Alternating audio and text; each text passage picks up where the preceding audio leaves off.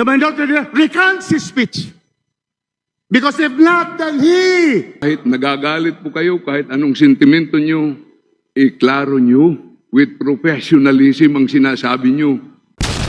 Mainit po ang bastusan sa Kongreso sa pagitan ng mga dalawang buwaya na si Libanan at Ropos. Nagsabunutan ang mga hinayupak. Nagkalabo-labo na rin ang mga kongresista ngayon eh. Wala na, malapit na maging presidente si Inday Sara. Kaya yung impeachment labang kay Inday Sara, putsak ina. Walang mapapala dyan, talagang panganib ang pipirma para ma-impeach si Vice President Inday Sara Duterte. May panganib na parating sa kanila. Kaya labo-labo na rin ang mga animal eh. Yan, meron tayong pag-uusapan na umipal. Anak ng kagwang talaga naman to si Pacman eh. Wala na, sa hulog talaga itong si Pacman. Naalog na talaga yung ulo nito eh. Okay naman to si Pacman sa boxing, pero pagdating sa politika, walang tamang disposisyon eh.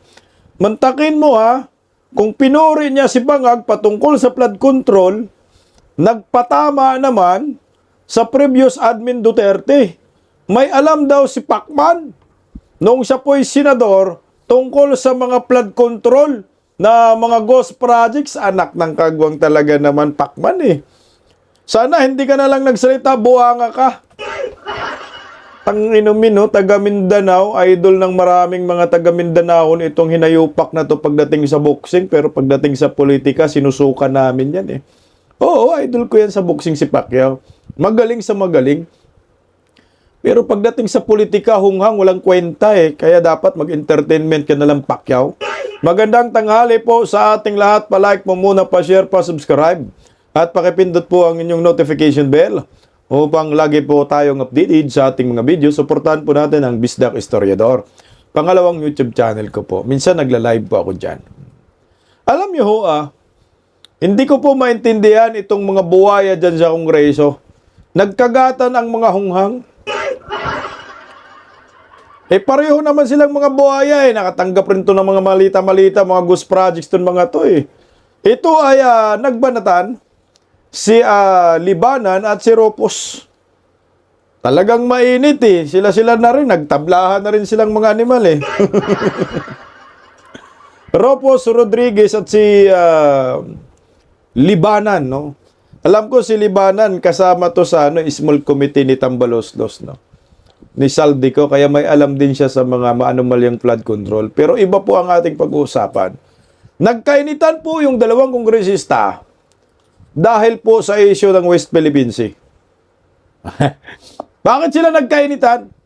Dahil po sa isang privilege speech ni Libanan na meron siyang kinundina.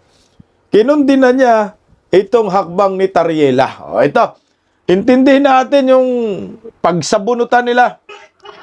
Uminit si Ramos. I am insulted that a member of this Congress will stand up in favor of China.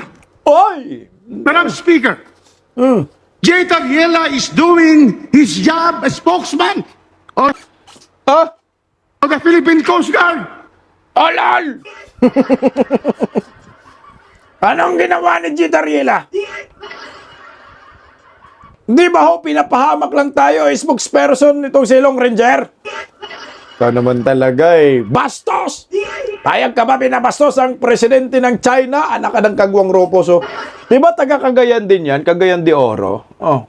Because the very reason why this spokesman has to move and act is because China has been violating the sovereign rights of the Filipino people, the Republic of the Philippines, for so many years. Alal! High blood na ang buwang.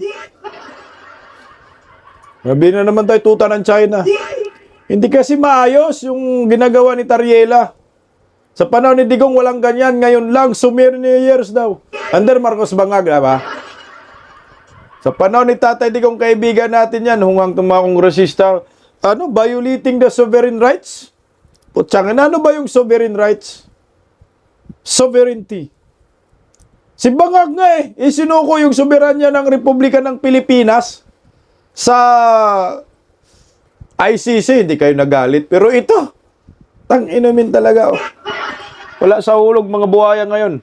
Bombarding our vessels. Uy! Now with water cannons, Uy! lasering our officials and our Coast Guard. Tang-inamin, magtagalog ka na lang. Huwag ka na mag-English. Hindi namin maintindihan yung English Carabao. Bombaming. Meron bang ganon? Bombaming.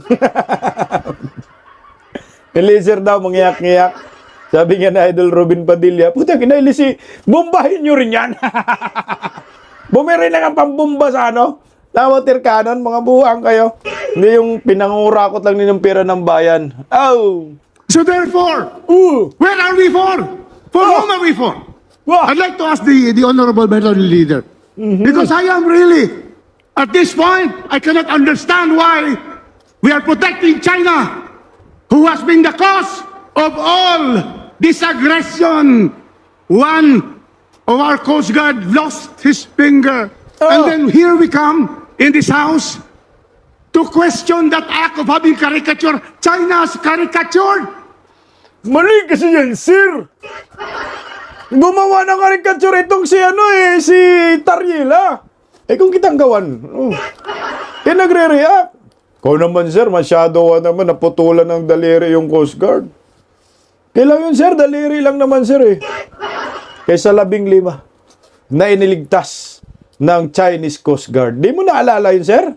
Tangina, kakatapos lang, Ito, huwag kang kumain ng baboy, na high blood ka, Abay, natake ka na lang. Oh. So many of our leaders, Madam Chair. Uy! It has hired, Madam Chair, trolls. It has hired traitors in this country, Filipinos, paid for. Lol! Nag-hire daw ang China ng trolls? Wala! Kayo yung may trolls! Sabi nga ni Leandro Libiste, di ba? May budget kayo sa locables para sa mga trolls. Anong tawag doon? Media practitioner? Tawag doon?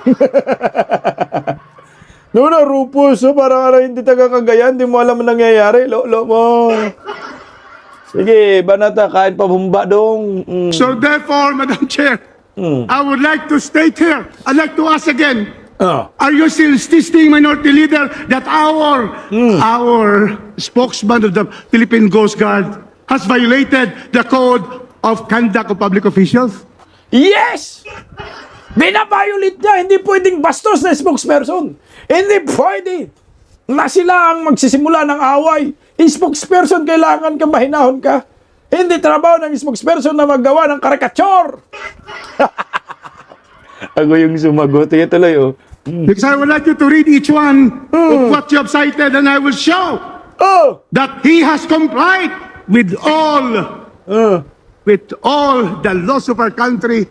In his heart and mind, it is to protect the Republic of the Philippines. For who will protect us? Will it be the Chinese? Of course not.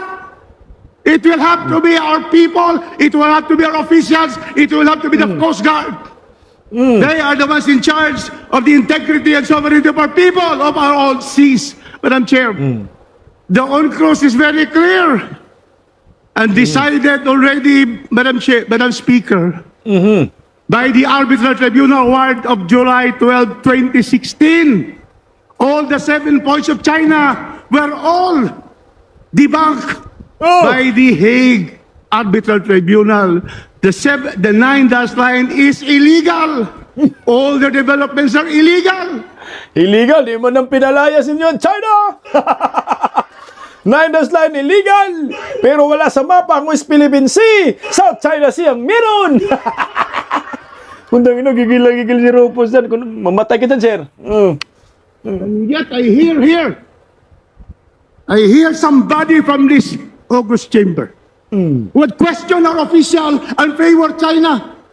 The Senate already passed a resolution, 15 of them, that supports. Goodness. That's our stand, Madam Chair. The stand of J. Tariela, who we should support. And that is why I cannot accept this. I cannot accept this as a Filipino. Nako. Patriotism includes Humbaba. hitting China because they're the ones hitting us. We have to protect ourselves in defense of our country. Article 1 of the Constitution, Madam Speaker, is on national territory that is being threatened by China. So therefore, I'd like to ask, because I would like him to now again state the code of conduct, and I'm going to debate with a minority leader that there is no violation at all of Tariela. It is the Chinese government with President Xi violating everything that we have, from the Constitution to all the laws and international law. Tingnan mo! Humba pa!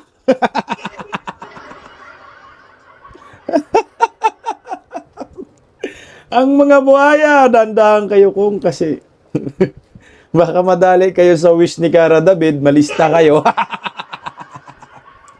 Gigil na gigil. Kay libanan si Rodriguez. Humba pa, sir! Putang inang tagtatalunan nila dyan sa West Philippines eh. Kasi yung isa, kumampi kay Tariela, yung isa, ganun din na si Tariela. Kasi dapat daw ayusin daw yung mga statement binibitaw kasi baka magka-problema ang relasyon ng China at Pilipinas. Di ba? Tama rin naman itong silibanan. Ito, tuta na itang balus-lus to. Ito, pakinggan natin. Oh. Sumagot pinasagot. Oh. Ayan na. High blood to. Madam Speaker, Apatay ang isang buhaya. precisely this privileged speech so that we shall know, Ito na. did the Department of Foreign Affairs, who is the department entrusted with the authority to deliver our messages to this country, authorized J. Tariela.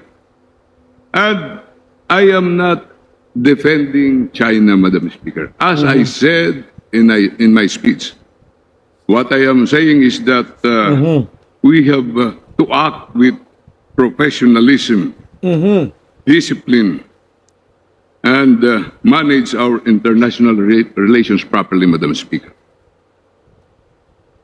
Madam Speaker, the DFA has its functions. The Philippine Coast Guard with its spokesman has its functions.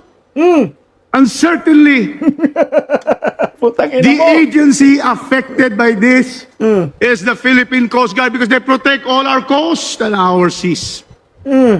We therefore cannot say that the DFA, according to a senator, he has talked to the DFA.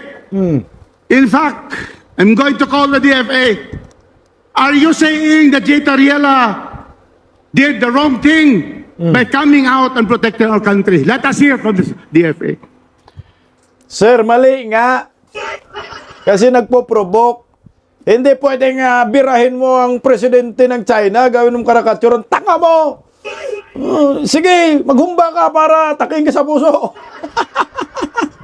Naghihintay si kung akop sa'yo.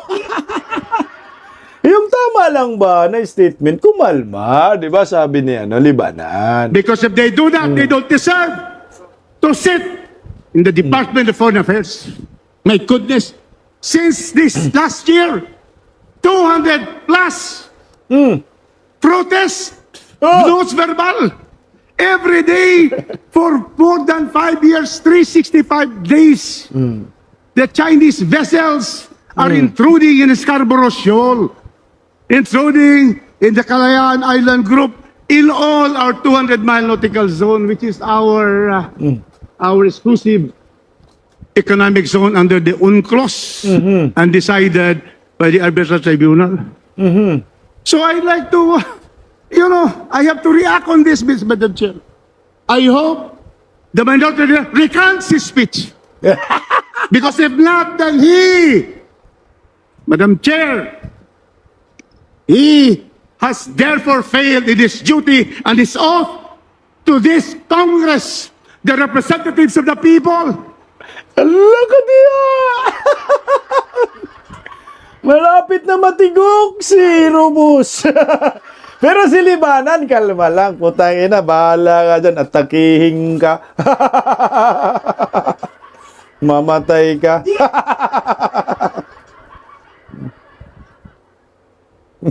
Tuloy natin, ah. That we have to therefore agree with China's complaint, the complaint of that ambassador. Because now they are hurt because the truth is coming out and we have a strong spokesman. And so I hope the minority leader withdraws his statement. Otherwise, I will be the one to make sure that there will be an ethics probe on this. A congressman taking up the cudgels of our aggressor in the West Philippine Sea. Mamatay ka na, sir! Hindi makatakin! Kung tayo natalo dito si Ropos, kaya kumpara kay Libanan, si Libanan, kalma. Chillax siya, gigil na gigil, oh. Definitely.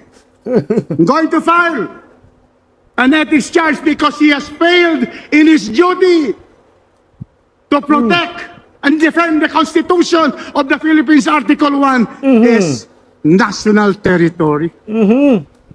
So I now call, please withdraw that because otherwise there will be a charge. I'm going to file, Madam Chair, in his presence now because I cannot in conscience accept what he has said.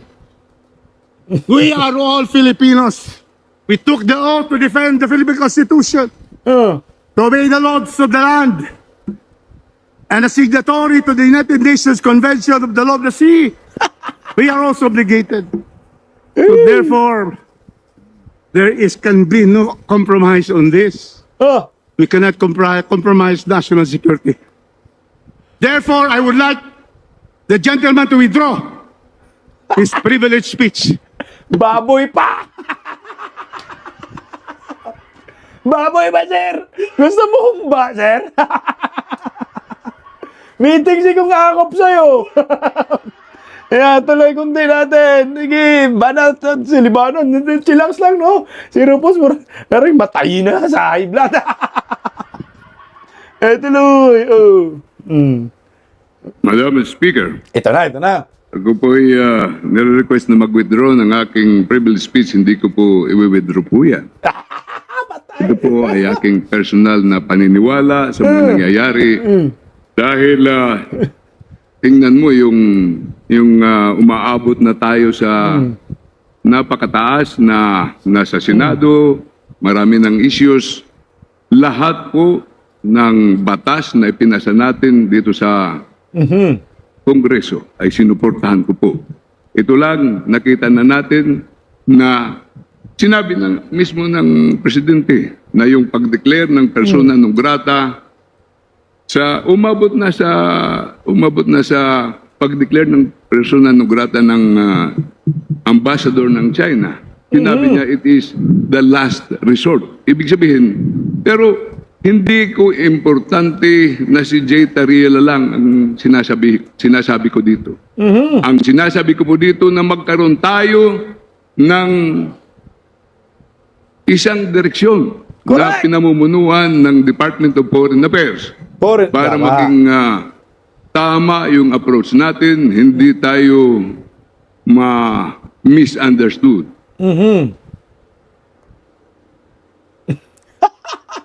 Hindi Madam magwe-withdraw. Speaker, Paano yan? the issue is not persona non grata.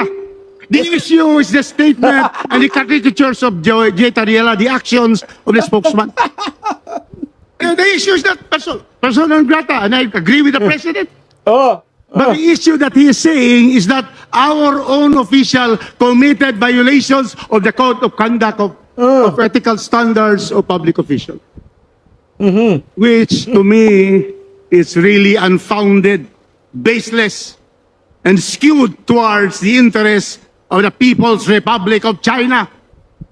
Madam Speaker, hindi ko po sinabi na mismo siya ay nag-violate ng ating Code of Conduct. Ang sinasabi ko lang, let us observe our code of conduct of code of professional ethics and ethical standards para hindi tayo sumabit sa mga ganitong problema at ma-directly supervise ng ating Department of Foreign Affairs Sakto ang mga eh. pangyayari ito para hindi ito ma-mishandle. Madam Speaker, hindi po ako magkukulang sa pagmamahal sa aking bayan. Hindi po ako magkukulang para ipaglaban ang teritoryo ng Pilipinas. Kilala, magpares tayo taga-Samar, gentleman from Cagayan de Oro, at ididipinsa ko po ang aking bansa. Pero nandito po ako in this August chamber bilang minority leader na kahit yun po ang pakiusap ko palagi sa minority.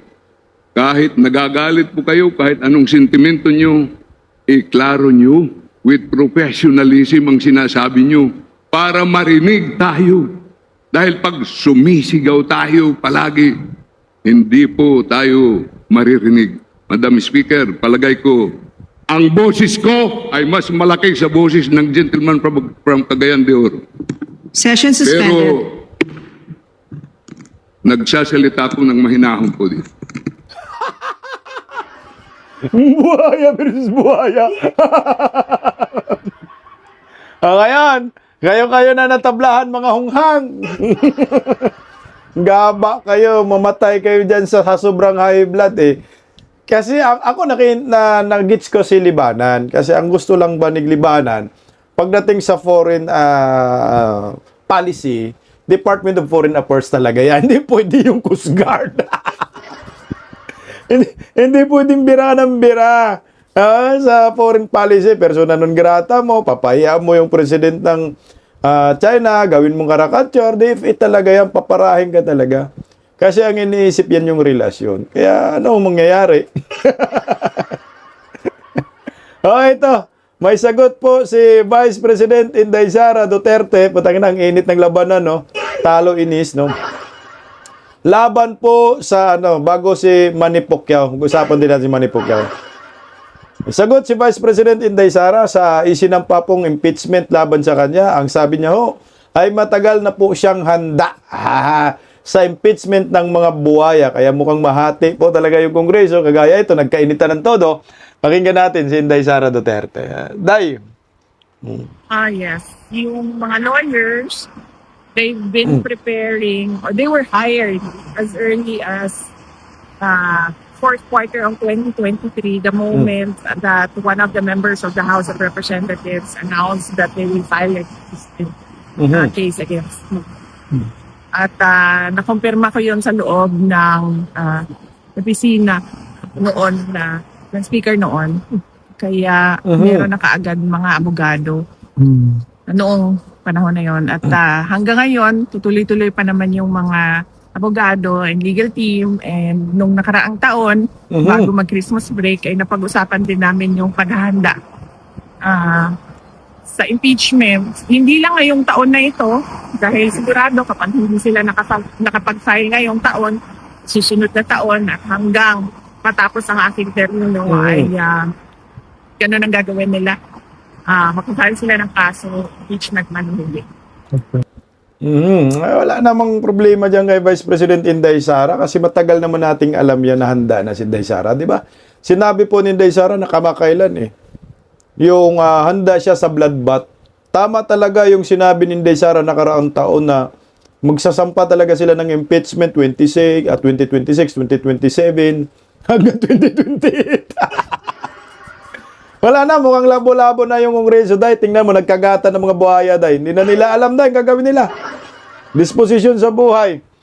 Balikan lang natin yung sinabi ni Inday Sara, nanda na siya sa bloodbath. Kamakailan? As I said, diba, I wanted a bloodbath, meaning I wanted all the pieces of evidence from the prosecution and all the pieces of evidence from the defense presented for everyone.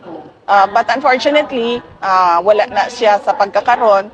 And of course, as I said, kinahanglan pangandaman ang tanan nga posibleng mahitabo. So possibly, wala ta kibalo 2026, 2027, 2028 na ay mga mag-file na pod og impeachment. That will be another opportunity to answer.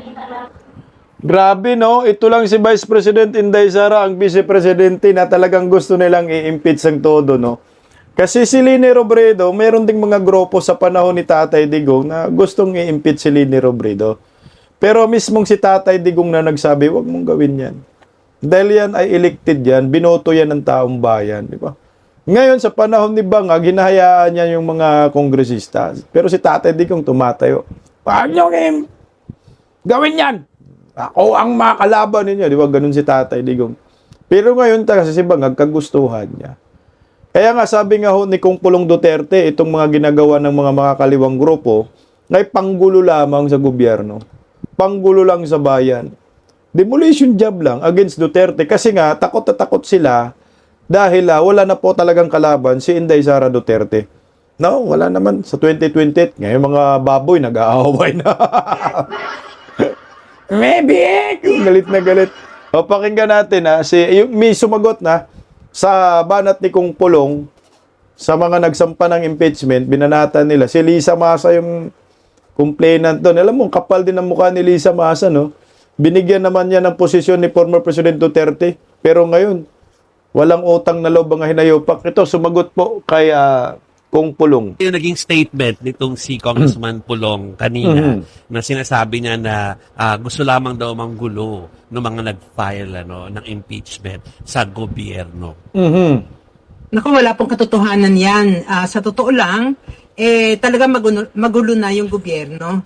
Kaya nga po gusto nating isaayos sa pamamagitan ng pananagot no, ng mga nanggugulo sa gobyerno. Ibig sabihin, yung kumukupit sa kaban ng bayan. Kaya yun talaga, ma'am, yung nanggugulo, mga kurakot kasama ni Bangag. Ito yung dapat kasuhan ng inciting to sedition, rebellion, hindi yung mga DDS, no? Dahil sila talagang tunay na nanggugulo. Tayo, nagkikriticize lang tayo. More on freedom of expression, more on freedom of speech. Pero sila talaga ang legit na nanggugulo. Alam mo to, Lisa Masa, wala ka talagang utang na loob, no, sa mga Duterte. Nabigyan ka naman ng posisyon sa gobyerno noon. Anong ginawa mo? Hindi mo ginampanan yung trabaho mo at ginagago mo pa rin ang gobyerno. Wala na kasi kayong panlaban sa 2028 presidential election.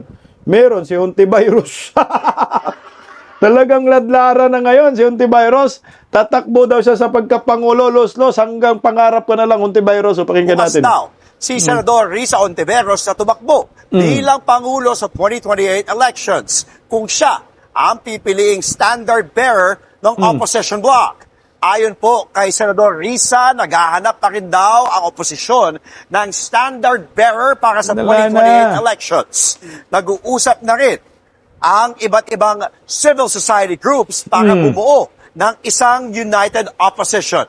Kailangan daw nilang magkasundo kung sino ang pipiliin sa 2028 para isulong ang kanilang mga advokasya at reforma. The opposition is working hard on uniting because it's only if we unite that we will have a fighting chance. If we need the president's camp in order to slay the vice president's candidacy in 2020, it would require, if that possibility arose and approached us, it would require a lot of thinking and talking among us first. Isli talaga? Oh? Isli talaga yung gamit mong term, Hontiveros? Utangin na, patayin, pumatay. Tangin na, Isli? Sigurado ka? To Isli, the Vice President, presidency? Lolo! Wala na, maging presidente na talaga yan si Inday Sara. Putang ina, yung mga word niya, galawang terorista talaga eh. Kahit anong gawin ninyo, sure win na si BP Inday Sara. Kahit anong gawin ninyong mga buhaya sa Kongreso, Hontiveros, United Opposition kayo, wala na. Nakapag-desisyon na ang taong bayan, ilalo ninyong binibigyan ng reason ng mga Pilipino na kampihan si Vice President Inday Sara. Mantakin mo, nag-iisang babae, pinagtulungan nyo. Mga baboy, mga buhaya, wala na, tapos na po. Kahit anong impeach ninyo dyan.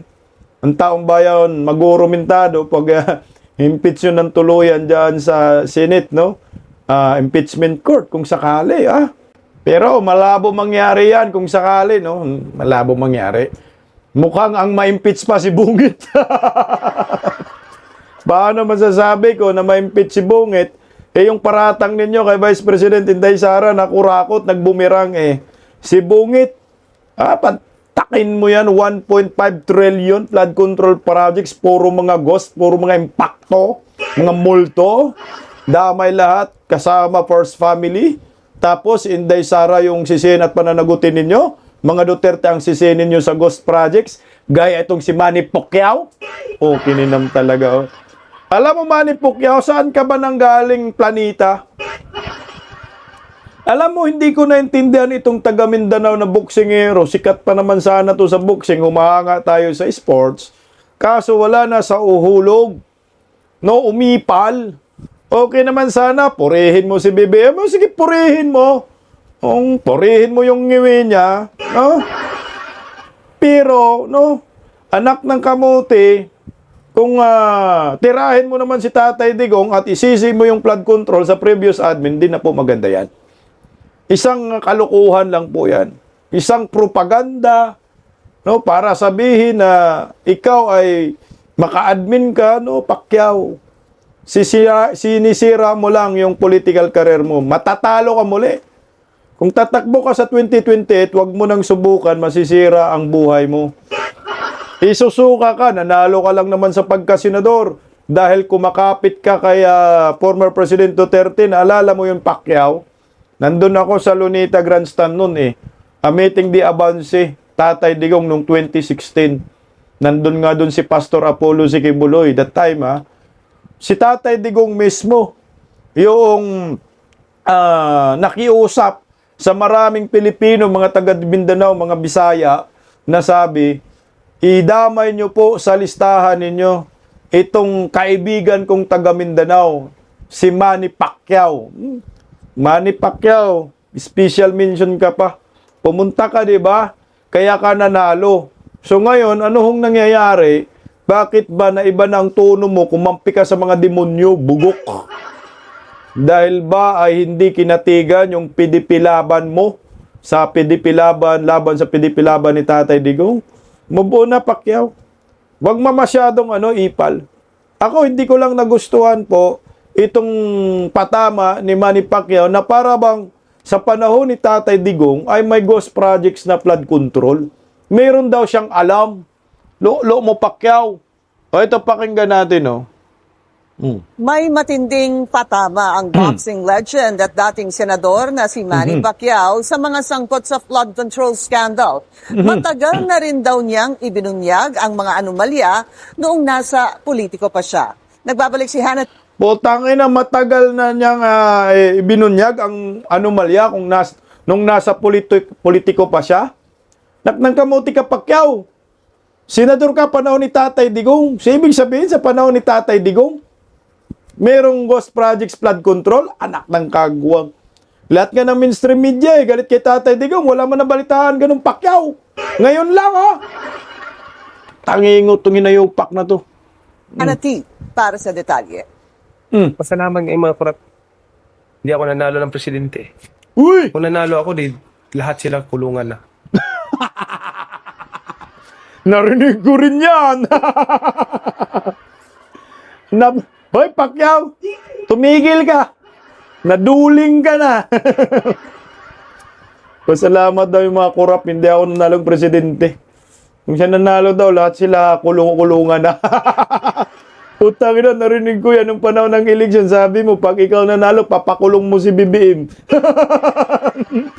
Ano papakulong mo si BBM? Putang ina, pinupuri mo na ngayon, hunghang. Tuloy. Pinagdarasal ni former senator at boxing legend Manny Pacquiao ang mga sangkot sa flood control scandal. Anya, sana raw makamit na ng Pilipinas ang totoong hustisya. Nasa hot seat ngayon ang mga dati niya na rin kasamahan sa Senado, kasama si dating Senador Bong Revilla na sumuko na sa mga otoridad. Sina Senator Jinggoy Estrada at Joel Villanueva na pinaparatangang tumanggap umano ng kickback sa mga proyekto. Bilang dating chairperson ng Senate Committee on Public Works, nung siya pa ay mambabatas, matagal na raw niyang inilahad ang malaking problema sa infra projects, gaya ng sa flood control, rock netting at iba pa. Pero tila hindi raw maganda ang reaksyon ng publiko rito noon. Lahat yan. Kompleto ako sa mga ebidensya, lahat yan. Pero, sabi ng taong bayan, sinungaling ako, ganyan. When I saw the comments, like, oh sige, sinungaling ako din. Kung ano man yung kahinatan ng bansa natin, because of the people din yan. So, ganun yan eh. Oh, lol! Utang ina mo! Sa panahon mo, may ebidensya kang hawak. Ba't hindi ka nagsampa ng kaso? Lulo mo? Di daw siya pinapansin. Inumin talaga naman eh. So sa panahon ni Tatay Digong, walang ganung pakyaw. Gumising ka. Saan ka pa nang galing, impyerno ka? Wala, sa totoo lang eh. Ako sa akin si Pacquiao, sayang lang tong taong ito. Taga Mindanao. Kung nakipagtulungan ka pa sa mga Duterte, maganda ang takbo ng Mindanao. Eh, ikaw yung may ghost projects na Pacquiao, stadium sa Jinsan, hanggang ngayon, di pa nabuo. Ikaw daw yung may pondo na, ikaw daw yung congressman ba noon that time? Utang ina, no? Alam mo yung mga flood control, sa panahon ni Tatay Digong walang ganun. Promise, oh. Na ghost projects. Eh, lahat ng media nakatutok sa kanya, lalo na Rappler.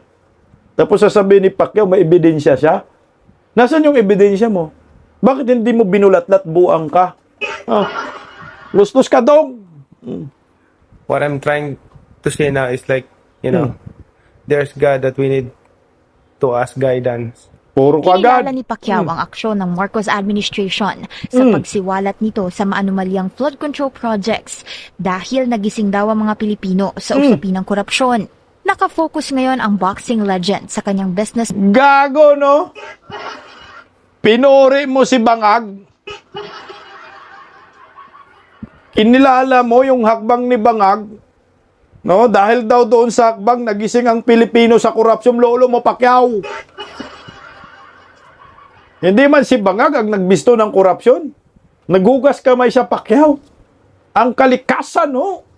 Ang nagbisto. Pagkatapos magsabi ni Bangag na may 1,500 flood control projects, natapos na at yung iba ginagawa pa, kinagpukasan, bumagyo, bumaha buong Pilipinas. Doon nabisto. Si Tatay Digong ang nagbisto Pacquiao ng korupsyon ni Bangag. Dahil sa Bicam conference, puro blanco-blanco. At may petisyon ngayon sa Supreme Court. Hindi si Bangag. Si Bangag ang kurakot, Pacquiao. Siya nagpirma ng GAA. Alam mo, budol-budol din to si Pacquiao eh. Wala ring kwenta. Pagkatapos niya banat-banatan si BBM noon, ipapakulong daw niya. Ngayon, hayan. Naging kakampi ng buang, no? Tingnan mo, throwback tayo sa sinasabi. Ito Pacquiao, baka nakalimutan mo to, sinabi mo to, oh. Hindi rin malayong magkaroon ng martial law. Pagka si Bongbong ang... sorry, pero I know, ewan ko, binigyan ako ng wisdom, discernment ng Panginoon at yan ay pagsisihan ng taong bayan. Ipinunto rin ni Pacquiao ang hindi pagbabayad ng pamilya Marcos sa 203 billion pesos na estate tax. Tingin niya, personal na interes ang dahilan kaya gustong makabalik ng mga Marcos sa Malacanang. Pag sila nabalik sa power, yung mga nakadispute na mga ari-arian, kayamanan na trilyon-trilyon, deposit, lahat yan, malilinis na yan at kaya na nilang i-transfer sa sariling account nila, sa personal account nila. Ang tanga mo, tama yung sinabi mo noon. Sa lahat ng sinabi mong Pacquiao, yung dulo yung totoo. No? Nahililipa yung mga ginto, ninanakaw na nga, di ba, sa Bangko Sentral? Yung martial law, mukhang mangyari din yan. Di ba? Ang ganda ng sinabi mo noon. Kontra ka kay Bongbong. Pero ngayon, dumidikit kang hunghang ka. Tanginumin. Lumakbo ka, talo ka. Wala na to si Pacquiao, wala nang disposition sa buhay. Sayang lang na kasi sikat man yan sa boxing, idol man ng maraming Pilipino, lalo na taga Mindanao. Pero malaking sablay po talaga siya. Pagdating sa politika, ewan mo ba bakit sa pumasok sa politika, dapat hindi ka na lang Pacquiao nagpolitika, tumututo ka na lang sa sa sports, no? Nasira lang siya eh. Marami ring mga taga Mindanao na dismayado. Siguro taga Midjinsan din, marami ring dismayado. Taga Davao. Kasi nga, kinukontra niya si former President Duterte. Dapat mo suportahan. Dapat bibihira lang eh. Kung ikaw, Pacquiao, luminya ka muli sa Duterte 10, malamang nananalo ka pa at muling mamamayagpag ang pangalan mo sa politika. Kaso kayo, mga nasira ulo na kayo eh, di ba? Nasiraan na, hindi na alam kung saan kakampi, binibira niya si BBM noon, ngayon kinakampihan, wala. Trapo style. Malayong malayo. Buti pa ho si Idol Robin Padilla. Mas mautak pa si Idol Robin Padilla kaysa kay Pacquiao. Ang layo ni Pacquiao. Idol Robin naninindigan ng membership. Kung hindi nagbabago. Si Pacquiao at saka si Tolentino magkamukha, pareho silang utak. Mga traidor. O kung si Tolentino sumali din sa Duterte 10, malamang nanalo din kasi naalala natin si Pacquiao, Tolentino, nanalo ang mga yan dahil iniendorso ni former President Duterte. So ngayon, sumama kayo sa timbangag, ano po nangyayari? So talo kayo. Hindi kayo nananalo, so mga iyakin kayo. Di ba? Yung dalawa doon sa timbangag sumali, binoto ba? Hindi. Pero kung Team Duterte kayo sumali, Tolentino, Pacquiao, na natulungan naman kayo sa panahon ni Tatay Digong, nanalo dapat kayo. Dumikit kayo kay Bangag, di talo kayo. Buti nga lang si Bangag, merong George Garcia, minimikos yung resulta. Kung wala, lahat ng kandidato ni Bangag may tulog. Ginagago lang ang taong bayan. Anyway, ako hindi ko nagustuhan yung mga pahayag ni Pacquiao na meron daw siya alam niya nung siya ay nasa politiko pa.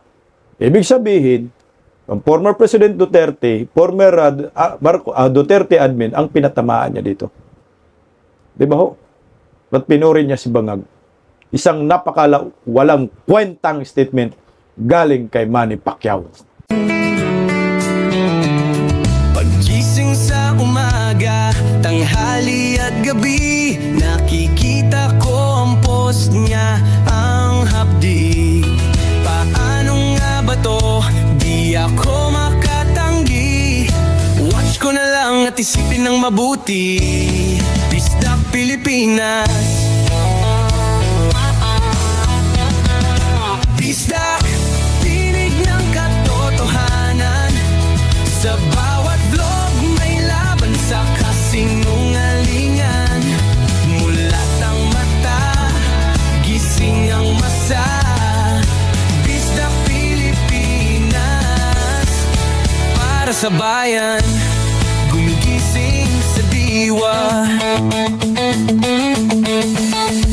Sa likod ng kamera, tapang ang dala, walang sinasanto kung mali ang gawa. Hinay-hinay, pero palaban. Boses ng tao sa digital na labanan. Bisdak, tinig ng katotohanan. Sa bawat vlog may laban sa kasinungalingan. Mulat ang mata, gising ang masa. Bisdak Pilipinas, para sa bayan, gumigising sa diwa.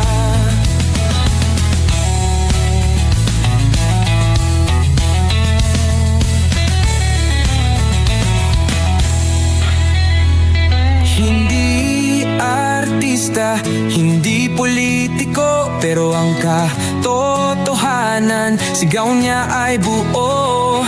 Sa YouTube o Facebook man siya makita, may aral ka pa rin, may uwi sa bawat salita. Bisdak, gising sa katotohanan.